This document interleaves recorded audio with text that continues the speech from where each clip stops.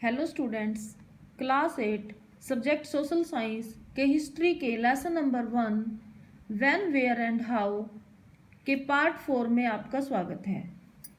बच्चों, पार्ट 3 में हमने कॉलोनाइजेशन के बारे में पढ़ा था कि जब एक शक्तिशाली देश दूसरे देश पर अपना नियंत्रण कर लेता है तो उसे कॉलोनाइजेशन कहते हैं। जैसे ब्रिटेन ने भारत पर अपना अधिकार कर लिया था और भारत ब्रिटिश कॉलोनी बन गया था। उसके बाद हमने सोर्सेज ऑफ हिस्ट्री के बारे में पढ़ा था, जिसका फर्स्ट पॉइंट था ऑफिशियल रिकॉर्ड्स। बच्चों, अंग्रेज हर बात का लिखित रिकॉर्ड रखते थे और इन रिकॉर्डों की संभाल के लिए उन्होंने रिकॉर्ड रूम्स भी बनवाए थे। तो बच्चों, अब हम उससे आगे का भाग पढ़ते हैं। Second point is surveys. Surveys का मतलब होता है सर्वेक्षण। The British also conducted surveys for a better understanding of our country and its effective administration. हमारे देश को अच्छी तरह से समझने और इसके प्रभावी प्रशासन के लिए अंग्रेजों ने सर्वेक्षण भी करवाए। Revenue surveys, botanical surveys, zoological surveys, archaeological surveys, forest surveys etcetera were carried out under the British. अंग्रेजों के अधीन राजस्व सर्वेक्षण, वनस्पतिक सर्वेक्षण, प्राणी वैज्ञानिक सर्वेक्षण, पुरातत्वीय सर्वेक्षण, वन सर्वेक्षण आदि सर्वेक्षण करवाए गए। Revenue surveys were conducted in the villages to know the topography, quality of soil, the flora, the fauna, local histories, cropping patterns, etc. गांव में धरती की सतह, मिट्टी की गुणवत्ता, वनस्पति, जीव जंतु, स्थानीय इतिहासों, फसल चक्र इत्यादि का पता लगाने के लिए राजस्व सर्वेक्षण करवाए गए।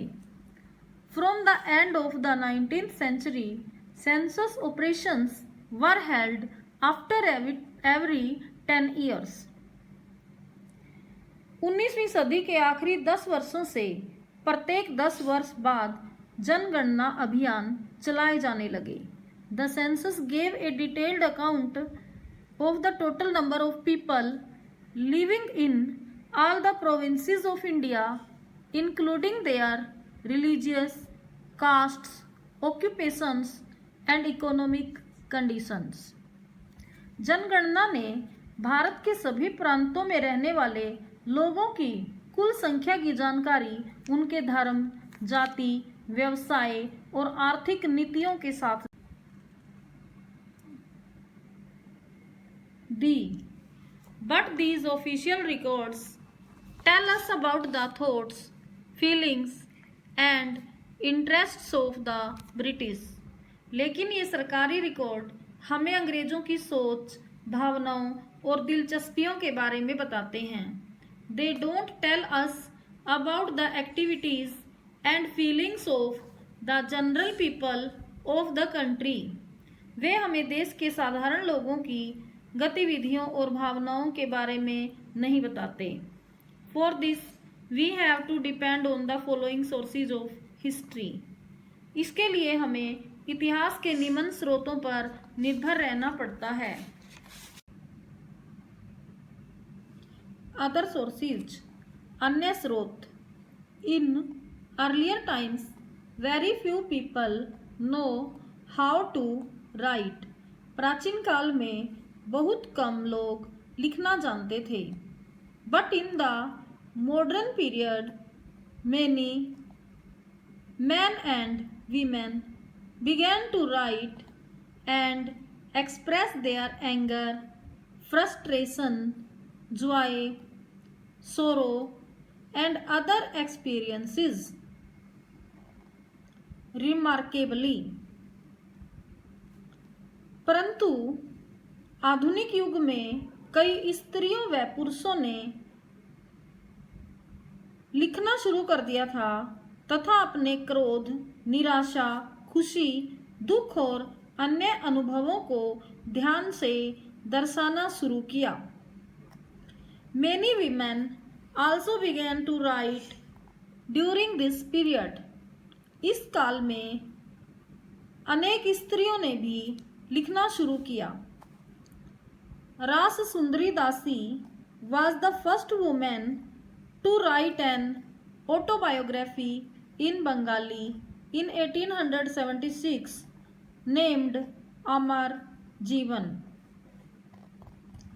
रास सुंदरी दासी पहली स्त्री थी जिन्होंने 1876 में बंगाली में अमर जीवन नाम से आत्मकथा लिखी। अदर सोर्सेज इंक्लूड, अन्य स्रोतों में शामिल हैं पर्सनल डायरीज, व्यक्तिगत डायरियाँ, accounts of pilgrims and travellers, तीर्थयात्रियों और यात्रियों के विवरण, ऑटोबायोग्राफीज ऑफ इम्पोर्टेंट पर्सनैलिटीज़, महत्वपूर्ण लोगों की आत्मकथाएं, पॉपुलर बुकलेट्स, लोकप्रिय पुस्तिकाएं, न्यूज़पेपर्स, अखबार, स्टोरीज, पोएम्स एंड नॉवेल्स, कहानियाँ, कविताएं और उपन्यास, बुक्स और newspapers covering ideas and feelings of political leaders and social reformers, पुस्तकों और अखबारों में राजनीतिक नेताओं और समाज सुधारकों के विचार और भावनाएं, journals, reviews, editorials and articles in newspapers and magazines,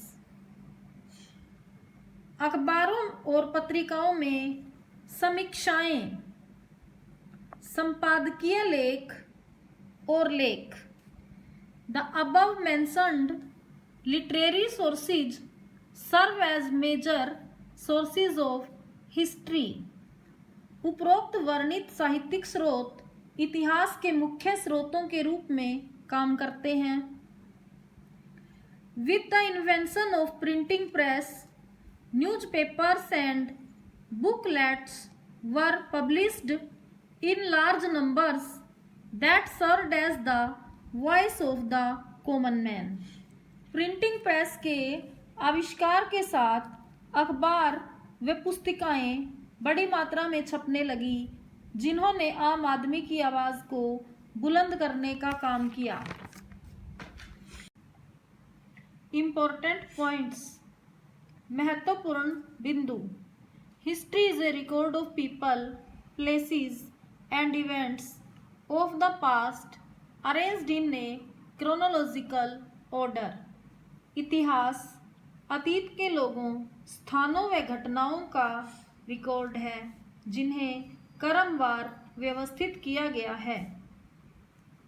it tells us the story of our ancestors, their lifestyles, occupations, customs, languages and cultures, religious beliefs, social and political systems, as well as their problems, aspirations and achievements.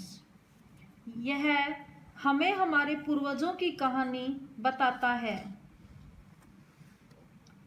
उनकी जीवन शैलियों, व्यवसायों, रीति रिवाजों, भाषाओं एवं संस्कृतियों, धार्मिक विश्वासों, सामाजिक और राजनीतिक तंत्रों के साथ साथ उनकी समस्याओं, आकांक्षाओं और उपलब्धियों के बारे में बताता है। Most parts of social science other than history tell us about the world in the present.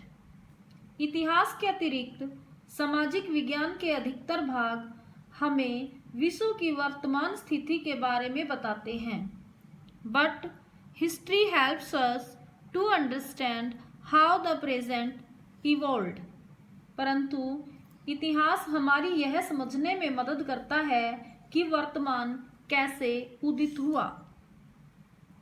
The modern period extends रफली from the middle of the 18th century to contemporary times. आधुनिक काल मोटे तौर पर 18वीं सदी के मध्य से समकालीन समय तक चलता है। The time frame in history changes with the focus of study. इतिहास में अध्ययन के विषय के साथ समय सीमा भी बदल जाती है। इन 1817 James mill divided the history of India into 3 periods: Hindu, Muslim and the British. 1817 में जेम्स मिल ने भारत के इतिहास को 3 कालों में बांटा: हिंदू, मुस्लिम एवं ब्रिटिश।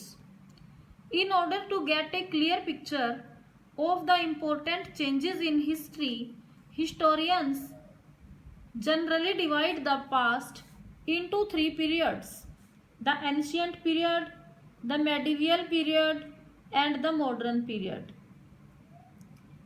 इतिहास के महत्वपूर्ण बदलावों की बेहतर समझ के लिए इतिहासकार आमतौर पर अतीत को 3 कालों में बांटते हैं: प्राचीन काल, मध्यकाल और आधुनिक काल। Modernity reflects material progress and intellectual advancement. आधुनिकता वस्तुओं के विकास व बौद्धिक विकास को दर्शाती है। Colonisation refers to the practice by which a powerful country controls another country. औपनिवेशीकरण से तात्पर्य उस प्रक्रिया से है जिसमें एक शक्तिशाली देश दूसरे देश पर नियंत्रण कर लेता है। India became a British colony in the 18th century. भारत 18वीं शताब्दी में ब्रिटेन का उपनिवेश बना। The main sources of history of the modern period are official records, surveys, personal diaries, accounts of pilgrims and travellers, autobiographies, newspapers, booklets etcetera. आधुनिक काल के इतिहास के प्रमुख स्रोत हैं सरकारी रिकॉर्ड, सर्वेक्षण, व्यक्तिगत डायरियां, तीर्थयात्रियों और यात्रियों के विवरण, आत्मकथाएं, अखबार, पुस्तिकाएं आदि। राससुंदरी दासी was the first woman to write an autobiography in Bengali in 1876। राससुंदरी दासी पहली महिला थी जिन्होंने 1876 में बंगाली भाषा में आत्मकथा लिखी। पूरे भारत की पहली जनगणना 1872 में की गई।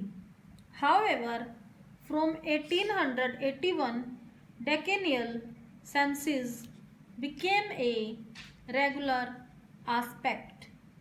हालांकि 1881 से प्रत्येक 10 वर्ष में जनगणनाएं करना नियमित पहलू बन गया। The battle of boxer completed the work of Plassey and it really laid the foundations of the British power in India। Buxar की लड़ाई ने प्लासी का काम पूरा कर दिया और इसने वास्तव में ब्रिटिश शक्ति की नींव भारत में डाल दी।